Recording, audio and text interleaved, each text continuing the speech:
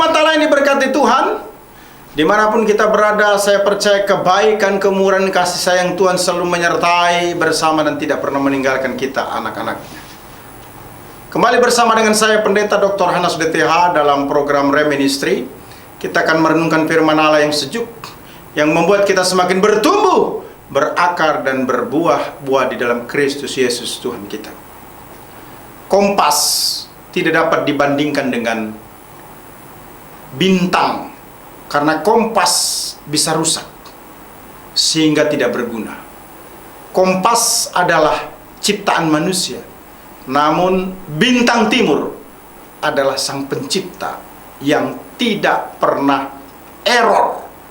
Bintang timur berkuasa menjamin hidup sehingga aman dan mencapai tujuan yang diharapkan.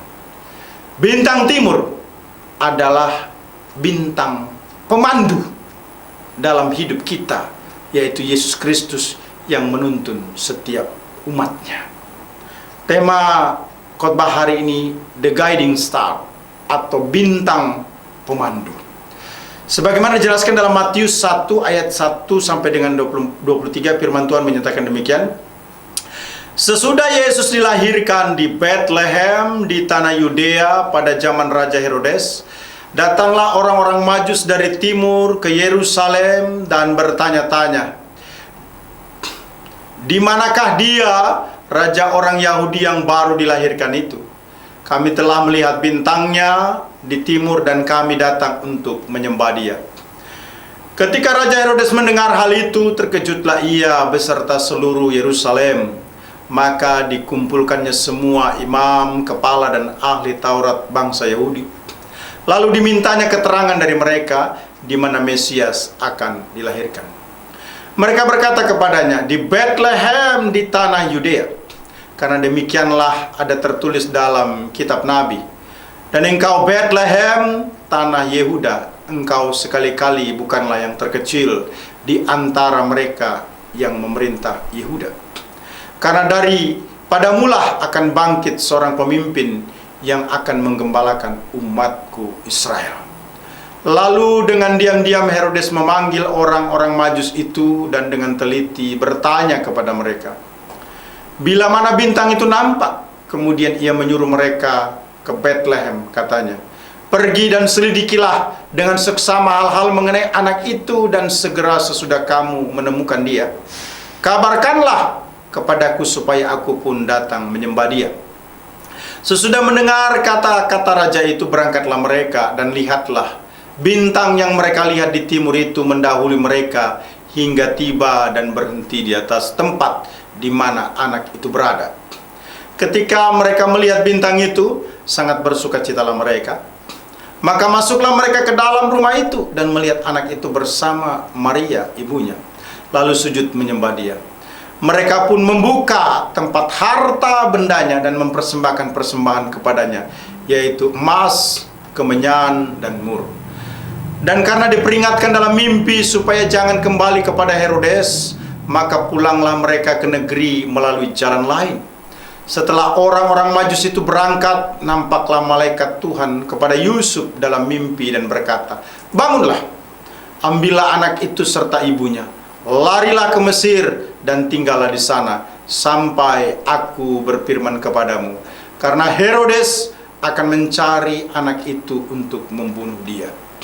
Maka Yusuf pun bangunlah, diambilnya anak itu serta ibunya malam itu juga, lalu menyingkir ke Mesir dan tinggal di sana hingga Herodes mati. Hal itu terjadi supaya genaplah yang difirmankan Tuhan oleh Nabi, "Dari Mesir kupanggil anakku." Ketika Herodes tahu bahwa ia telah diperdayakan oleh orang Majus itu, ia sangat marah.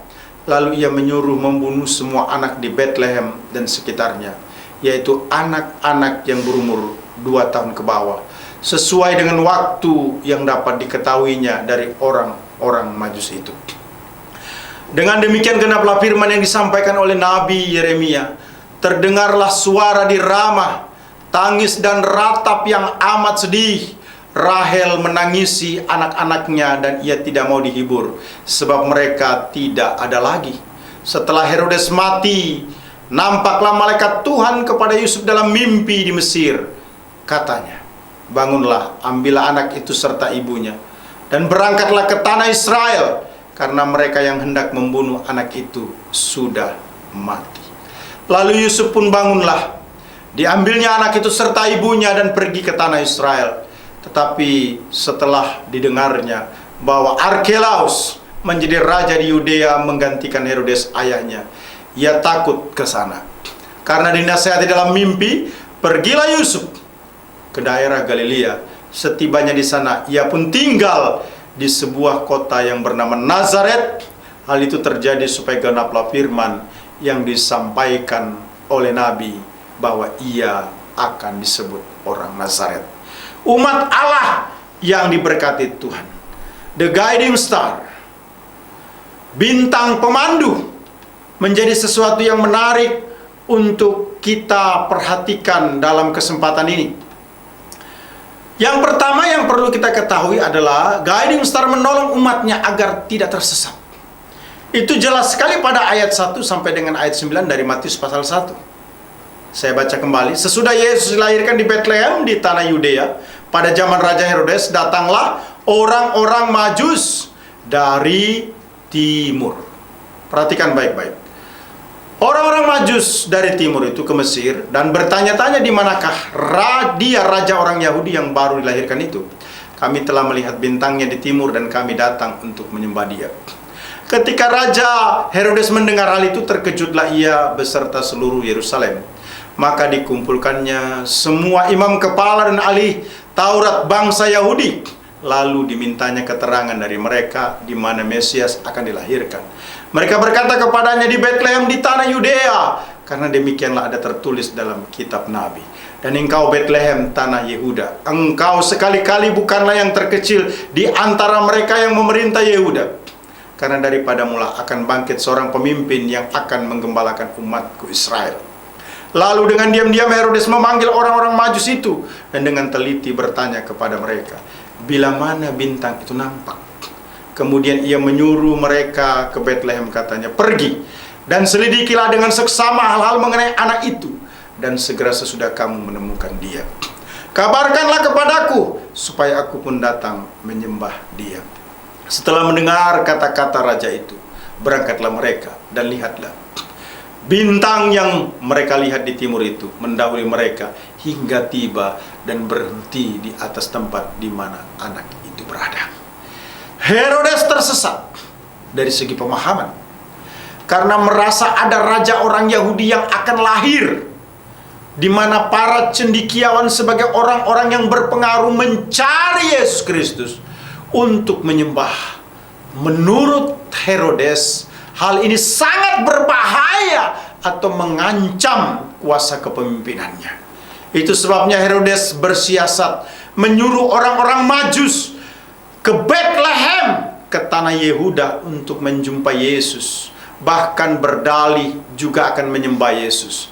Hal ini dilakukan Herodes untuk mendapatkan informasi kehadiran Yesus agar bisa membunuh Yesus. Pikiran Herodes adalah pikiran yang sesat. Tentu berbeda dengan orang Majus yang hatinya tulus mencari Yesus. Perjalanan yang jauh tidak menyebabkan orang Majus tersesat, melainkan tiba di Betlehem dengan selamat. Galatia 6 ayat 7 berkata, jangan sesat. Allah tidak membiarkan dirinya dipermainkan, karena apa yang ditabur orang itu juga yang akan dituainya. Itulah sebabnya kita harus memiliki penuntun di dalam hidup ini agar tidak tersesat. Kita tidak akan berbuat dosa kalau ada yang menuntun. Itu sebabnya Mazmur 119 ayat 11 memberikan penguatan. Dalam hatiku aku menyimpan janjimu supaya aku tidak berdosa terhadap engkau. Kita harus memiliki penuntun sehingga hidup kita tidak berbuat dosa. Kita harus memiliki penuntun sehingga hidup kita berjalan dalam terang atau tidak tersesat. Mazmur 119 ayat 105 berkata, firman-Mu itu pelita bagi kakiku dan terang bagi bagi jalanku. Kita harus memiliki penuntun sehingga hidup kita berhasil atau diberkati. Mazmur 1 ayat 2-3 berkata, tetapi yang kesukaannya ialah Taurat Tuhan, dan yang merenungkan Taurat itu siang dan malam. Ia seperti pohon yang ditanam di tepi aliran air, yang menghasilkan buahnya pada musimnya, dan yang tidak layu daunnya. Apa saja yang diperbuatnya berhasil. Kita perlu pemandu, yakni Allah yang terlihat di dalam firman-Nya, yang menuntun kita agar tidak berbuat dosa, berjalan dalam terang Allah, dan diberkati atau berhasil. Itu sebabnya beri waktu khusus untuk merenungkan firman Allah setiap pagi atau malam. Kesibukan apapun yang kita hadapi, kita harus tetap merenungkan firman Allah. Merenungkan firman Allah harus menjadi prioritas utama dalam hidup kita. Umat Allah yang diberkati Tuhan Yesus Kristus, menarik sekali. The guiding star, bintang pemandu, dimulai dengan guiding star, menolong umatnya agar tidak tersesat. Kemudian dilanjutkan dengan guiding star, bintang pemandu, memampukan umatnya untuk hidup baik. Karena Matius 9 ayat 12 menyatakan hal tersebut. Ketika mereka melihat bintang itu, sangat bersukacitalah mereka. Maka masuklah mereka ke dalam rumah itu dan melihat anak itu bersama Maria ibunya. Lalu sujud menyembah dia. Mereka pun membuka tempat harta bendanya dan mempersembahkan persembahan kepadanya, yaitu emas, kemenyan, dan mur. Dan karena diperingatkan dalam mimpi supaya jangan kembali kepada Herodes, maka pulanglah mereka ke negeri melalui jalan lain. Sikap yang baik atau sikap yang benar dari orang-orang Majus adalah bersukacita, bukan sakit hati atau benci seperti Herodes. Bahkan orang-orang Majus sujud menyembah Yesus dan mempersembahkan emas yang merupakan lambang kemuliaan, mempersembahkan kemenyan yang merupakan lambang penyembahan, dan mempersembahkan mur yang merupakan lambang kematian. Hidup yang baik tersebut telah membuat orang-orang Majus selamat dari bahaya kematian yang dirancang oleh Herodes. Tuhan adalah pemandu, penuntun hidup kita untuk kebenaran, karena Dia adalah kebenaran. Yohanes 14 ayat 6 berkata, kata Yesus kepadanya, Akulah jalan dan kebenaran dan hidup. Tidak ada seorang pun yang datang kepada Bapa kalau tidak melalui Aku. Tuhan adalah penuntun pemandu hidup kita untuk kebenaran, bukan hanya karena Dia adalah kebenaran, namun juga firman-Nya adalah kebenaran. Sebagaimana dinyatakan dalam Yohanes 17 ayat 17, Kuduskanlah mereka dalam kebenaran, firman-Mu adalah kebenaran. Hidup baik terjadi karena kita merelakan hidup untuk sesuai selaras dengan firman-Nya. 2 Timotius 3 ayat 16 sampai dengan ayat 17 menyatakan hal tersebut. Segala tulisan yang diilhamkan Allah memang bermanfaat untuk mengajar, untuk menyatakan kesalahan, untuk memperbaiki kelakuan, dan untuk mendidik orang dalam kebenaran. Dengan demikian, tiap-tiap manusia kepunyaan Allah diperlengkapi setiap perbuatan baik. Hidup baik terjadi juga karena kita komitmen untuk mempermuliakan Bapa.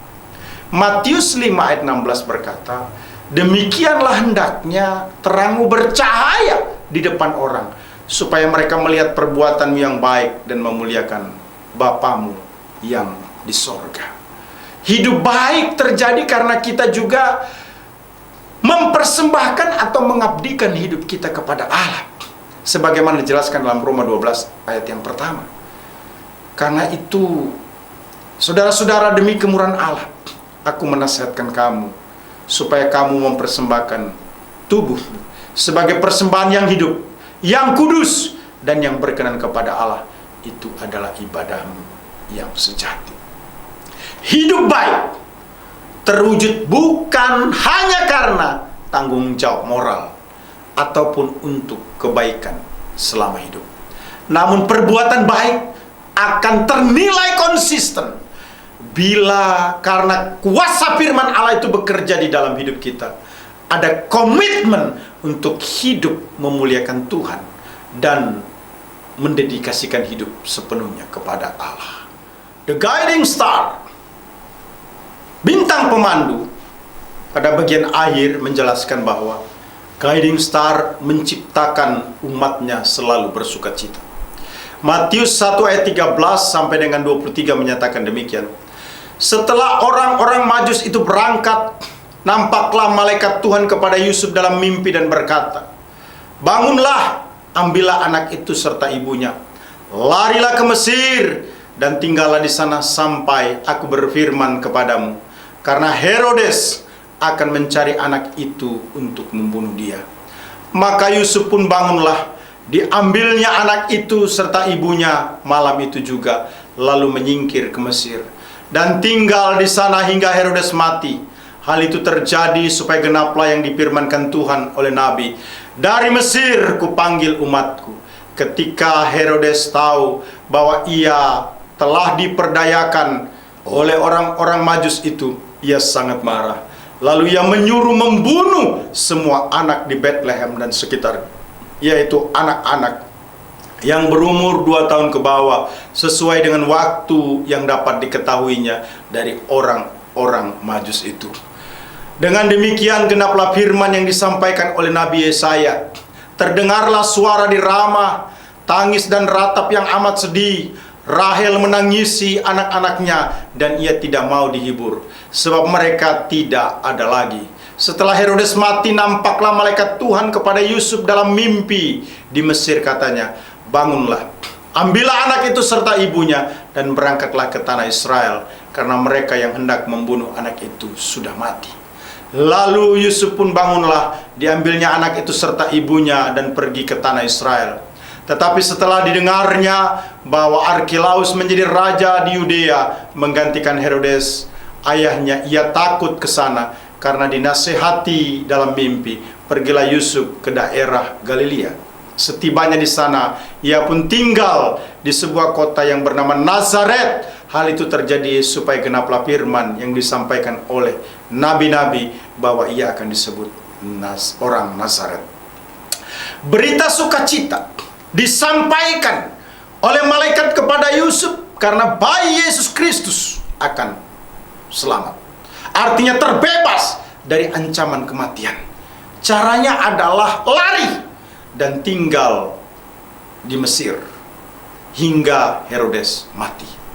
Berbeda dengan Herodes yang marah karena diperdaya oleh orang-orang Majus yang tidak datang lagi memberikan keterangan tentang Yesus Kristus.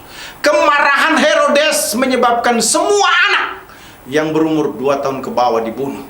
Namun duka cita tersebut diubah oleh Allah karena Herodes sebagai pembunuh telah meninggal dunia. Setelah itu jaminan sukacita bagi Yusuf dan Maria diperteguh oleh pesan malaikat agar Yesus Kristus dibawa ke Israel melalui Galilea dan tinggal di kota Nazaret. Di kota Nazaret, Yusuf, Maria, Yesus Kristus hidup penuh sukacita bersama masyarakat lainnya. Sukacita ada dalam hidup kita tentu karena Tuhan memandu hidup kita. Sukacita pasti kita rasakan karena Tuhan menginginkan kita bersukacita. Firman Allah berkata dalam Filipi 4 ayat yang keempat, "Bersukacitalah senantiasa dalam Tuhan. Sekali lagi kukatakan, bersukacitalah." Sukacita pasti kita rasakan karena Tuhan adalah sumber sukacita bagi setiap orang percaya. Roma 15 ayat 33 berkata, "Allah sumber damai sejahtera menyertai kamu sekalian." Amin. Sukacita pasti kita rasakan karena Tuhan menjamin sukacita yang tidak temporer tapi sukacita yang permanen. Filipi 4 ayat yang ke-7 berkata, "Damai sejahtera Allah yang melampaui segala akal akan memelihara hati dan pikiranmu dalam Kristus Yesus." Sukacita pasti kita rasakan Karena Tuhan membuat sukacita, atau Tuhan membuat kita bergembira agar kita mencapai harapan atau cita-cita kita. Sebagaimana nyatakanlah Mazmur 37 ayat yang keempat. Dan bergembiralah karena Tuhan, maka Ia akan memberikan kepadamu apa yang diinginkan hatimu. Sukacita atau hati yang gembira, atau damai sejahtera yang permanen, tidak akan pernah diperoleh kecuali dalam Tuhan. Kita aman di dalam Tuhan karena akhir dari kehidupan kita adalah sorga, dan selama di bumi kita diberi kekuatan untuk melewati hari-hari yang Tuhan izinkan, bahkan dibuat Tuhan mencapai cita-cita atau apa yang kita perlukan terpenuhi. Umat Allah yang diberkati Tuhan, dipastikan Yesus Kristus adalah the guiding star atau bintang pemandu bagi kita, karena setidaknya ada 3 alasan. Pertama, guiding star menolong umatnya agar tidak tersesat. Kedua, guiding star memampukan umatnya untuk hidup baik. Ketiga, guiding star menciptakan umatnya selalu bersukacita. Haleluya, Immanuel, Tuhan memberkati. Amin. Kau tetap selamanya Allah sumber